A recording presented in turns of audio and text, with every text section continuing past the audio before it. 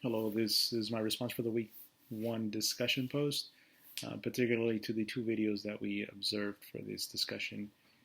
I want to start off by saying I think the biggest thing that is a takeoff from both of these videos is just as a teacher to currently and adaptively continue to move forward and change things as a teacher because you never know what type of student you might have in your classroom. What I mean by that is you might have a student who has a disability when it comes to being deaf, visually impaired, a physical disability, a learning disability, might be in a spectrum, an intellectual disability. It doesn't really matter what type of disability it is.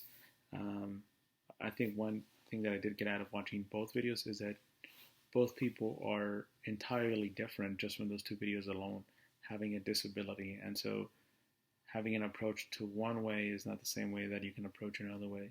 And another thing that I really appreciated from the first video from the woman speaking was that she kind of was frowned upon the fact that people take pity on people with disabilities, and I also agree with that. I think treating people equally means treating them exactly as you would treat anybody else and not sympathizing uh, for them. Empathy is one thing, as in you empathize for what they've gone through, and that's great. That doesn't mean that you sympathize them, and by doing so, you're essentially lowering them to a standard that they shouldn't have to be. And I don't think that's a great way to approach adults, students, or anybody for that matter, even if it's, for instance, um, it's the same way as treating somebody based on their color, right? They didn't choose to be that way. They didn't choose to be born that way. That's just either by accident or by being born, or things happened. That's who the person ended up being, and that doesn't change who they are at the end of the day. And I think that's very important to think about.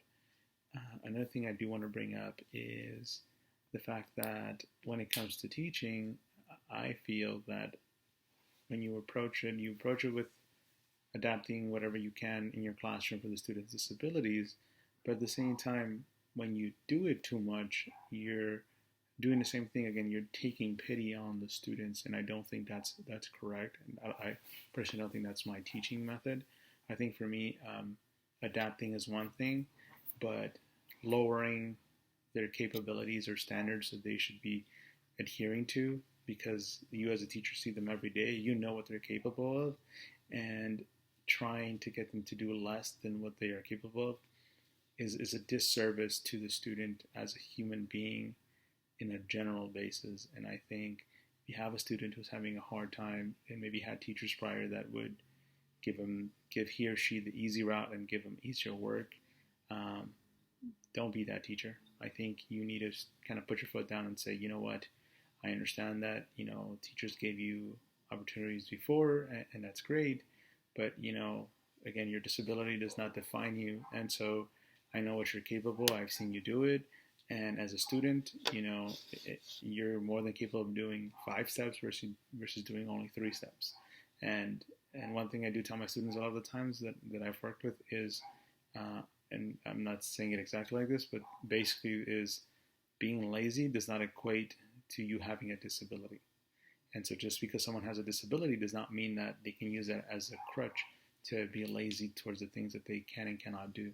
Especially because the way I see it is when it comes down to life, that child will grow up to be an adult, whatever way, shape, or form. And the adults in their lives may not always be there until the day they die. And so it is important to also, while teaching, teach responsibility to doing the work at the best of your ability, regardless of your disability or not having one at all.